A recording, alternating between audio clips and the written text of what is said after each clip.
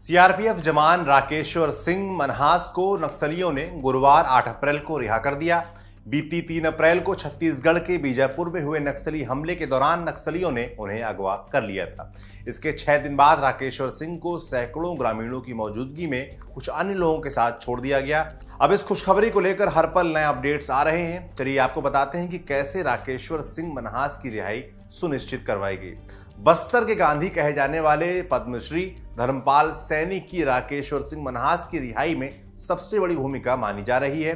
धर्मपाल सैनी को 6 अप्रैल की शाम पुलिस प्रशासन का फोन गया और उनसे जवान को छुड़ाने के लिए मध्यस्थता करने की रिक्वेस्ट की गई। 91 साल के धर्मपाल सैनी का जो इतिहास रहा है उससे साफ था कि उन्हें जवान को छुड़ाने में पुलिस प्रशासन की सहायता करने में कोई गुरेज नहीं होगा। वो गोंडवाना समाज के अध्यक्ष सहित एक महिला सदस्य को लेकर शाम को जगदलपुर से बीजापुर जिले के लिए निकले। मध्य रात्रि यानी कि 6 और 7 अप्रैल की दरमियानी रात के करीब वो तरमेम थाने पहुंचे और रात वहीं बिताई। 7 अप्रैल को वो बीजापुर के पत्रकारों के साथ नक्सलियों द्वारा आयोजित जन अदालत में निकल पड़े। जन अदालत के बारे में धर्मपाल सैनी ने बताया, नक्सलियों द्वारा लगाई गई जन अदालत में सिर्फ 13 से 28 साल तक के युवा ही नजर आ रहे थे। आसपास के 20 गांव के लोग इस जन अदालत में बुलाए गए थे।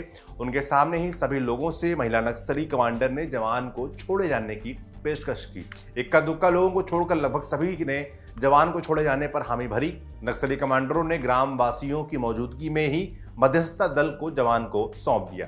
आज तक के अनुसार पद्मश्री धर्मपाल सैनी ने बताया कि नक्सलियों ने राकेश्वर सिंह मनहास को छोड़ने के एवज में सिर्फ एक शर्त रखी थी कि अब जब जवान अपने घर परिवार के बीच पहुंच जाएं तो उस मिलन की एक तस्वीर उन्हें चाहिए। नक्सलियों ने धर्मपाल सैनी से यह भी कहा कि हम जवान को तो सकुशल छोड़ रहे हैं, लेकिन सरकार को भी चाहिए कि नक्सली मामलों में वर्षों से जिलों में बंद आदिवासियों को भी सरकार छोड़ने पर विचार करे।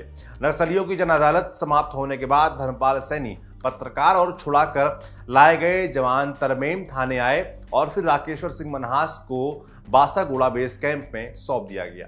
धर्मपाल सैनी के नेतृत्व में बीजापुर जिले के पत्रकार साथी भी शामिल थे।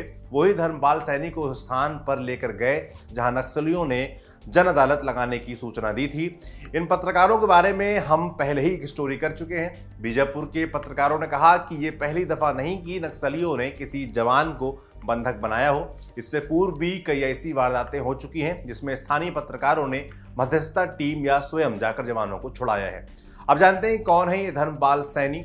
जैसा हमने शुरुआत में बताया कि धर्मपाल सैनी का जो इतिहास रहा है उससे साफ था कि उन्हें जवान को छुड़ाने में पुलिस प्रशासन की सहायता करने में कोई गुरेज नहीं होना था। तो आइए फटाफट जान लेते हैं हमने ऐसा क्यों कहा था। दरअसल धर्मपाल सैनी अपने क्षेत्र में अपने द्वारा किए गए सामाजिक कार्यों के लिए बहुत फेमस हैं, सम्मानित हैं और उनका यह सम्मान नक्सलियों तक भी प्रसारित है। उनकी उम्र और उनका अनुभव भी उनके प्रति लोगों के सम्मान को बढ़ाता है। अपने इन्हीं कार्यों के लिए 1992 में वो पद्मश्री से भी सम्मानित हो चुके हैं। कुछ खबरें ये भी कह रही हैं कि खुद छत्तीसगढ़ के मुख्यमंत्री भूपेश बघेल ने धर्मपाल सैनी से मध्यस्थता करने का अनुरोध किया था। धर्मपाल सैनी सबसे ज्यादा बालिकाओं और महिलाओं के लिए किए गए अपने काम के लिए जाने जाते हैं। हालांकि वो बस्तर के मूल निवासी नहीं हैं और मध्य प्रदेश के धार जिले से आते हैं, लेकिन बस्तर में अब उन्होंने आधी सदी के करीब का समय गुजार लिया है। आचार्य विनोबा भावे के शिष्य रहे धर्मपाल सैनी ने इस इलाके की एजुकेशन और एथलेटिक्स के में वो कमाल का काम किया है और अकेले के दम पर बस्तर की लड़कियों का जीवन संवार डाला है। आपके लिए जानकारी लाए थे हमारे साथी दर्पण। देखते रहिए दी लल्लन टॉप।